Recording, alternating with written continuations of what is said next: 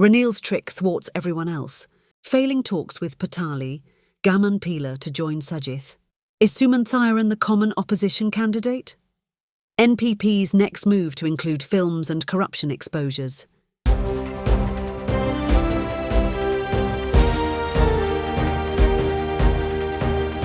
The leader, දේශයට මග කියන ප්‍රවෘත්ති පෙළගැස්ම. Ranil's trick thwarts everyone else. Rumours of holding snap general elections after dissolving parliament have now taken wings.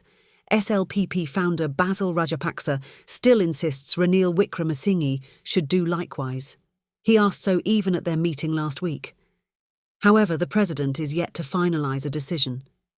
The SLPP and even those close to him cannot understand what he is up to.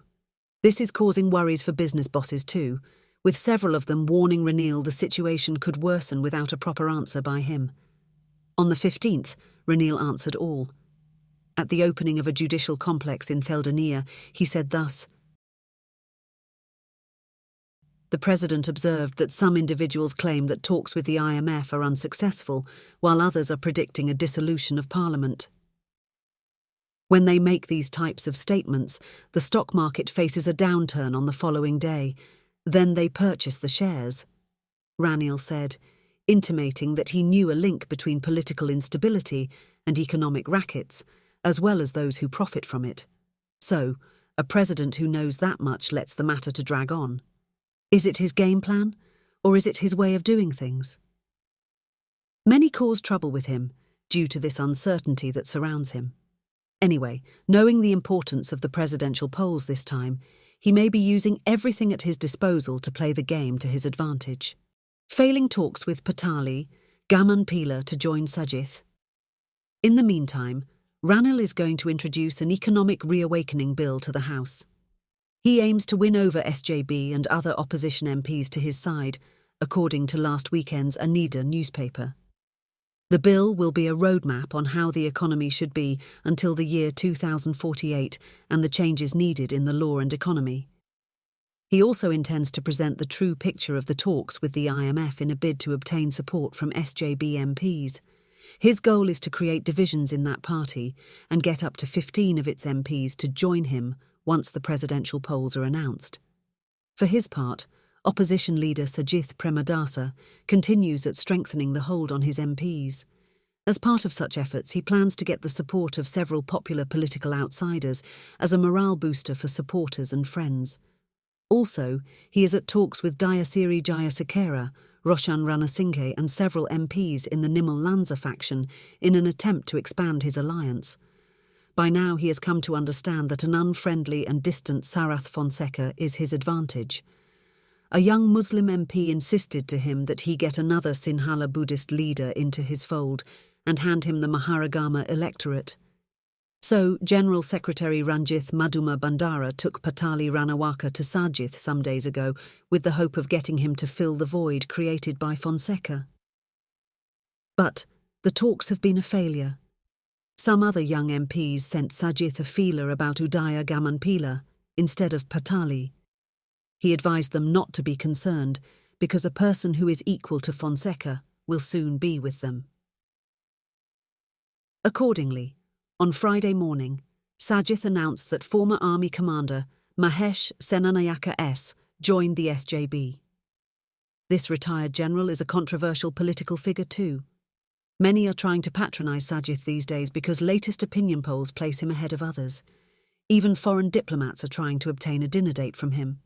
Nevertheless, the Indian High Commissioner hosted Sajith and his senior advisor Lakshman Fonseca to dinner recently. Although the specifics are not known, a senior SJB MP told us that India gave them a green light. So Sajith is not lagging behind and using all the tactics to play the game and end up the winner. But rather than introducing and promoting figures, importance should be given to a practical programme for the country that is acceptable to the people. Is Sumanthiran the common opposition candidate? The SLPP is launching its election campaign on the 26th from Kalawewa. From then on, it hopes to conduct the campaign at electoral level. But Its bosses are concerned about what to do if a presidential election is called first. Both Basil and Namal are undecided, whether to support President Wickremesinghe or to field entrepreneur Damika Pereira. After Basil told Damika some months ago that they hope to field him if Ranil is out, that one has been feeding hundreds of millions for party work. But he still says he will not contest if Ranil does. He told his business cronies that with Sajith leading as per his sources, both Ranil and the SLPP will end up losers if they contest separately. He said he cannot take that risk. He even went to see former President Gotabaya Rajapaksa to ask for his advice. Without providing a definite answer, Gotabaya only told him to work with both Basil and Ranil. Meanwhile, ITAC MP M.A. Sumanthiran said he would consider if an opposition that is representative of all the people asks him to be the common candidate. He ruled out ever becoming a candidate of the Tamils only when he answered queries raised over a call made by EPRLF leader Suresh Premachandran. Addressing the media in Jaffna, Sumanthiran said he disagreed with the proposal for a Tamil candidate to show to the world that they have their own aspirations. With TNA Chief R. Sampanthan advising against a hurried decision, he said the ITAC Central Committee would meet and take a decision. NPP's next move to include films and corruption exposures. Political circles talk about a stagnating national people's power since its May Day celebrations. From that party, the news is that it is going to make a big move very soon. Its intention is a major anti-corruption drive against the government. It will be carried out by a team of lawyers led by President's Counsel Upul Kumaraparuma. They are going to expose the very recent fraud and corruption incidents of the present cabinet and officials. The target is a handful of ministers who cling on to Ranil. Also, the NPP is planning an island-wide protest campaign for rights of the working class. At the same time, art and cultural events are on the cards to attract new support. Some say the film My Red Comrade, due to be screened from tomorrow, is part of that.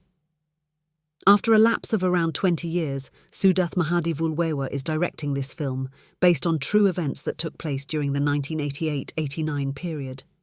Also coming up is Rani, the life story of Dr. Manurani Saravanamuttu, the mother of the slain journalist Richard de Zoysa. Its director is Ashoka Hadagama. Both directors reject claims their films are targeted at the presidential polls. No words are needed to describe how intense this election is going to be. All try to get to that presidency chair and then claim power of government. But leaders who were nowhere to be seen when people were dying in queues 2 years ago are in the forefront of the race. People's decision is the answer to their troubles. That's it for today.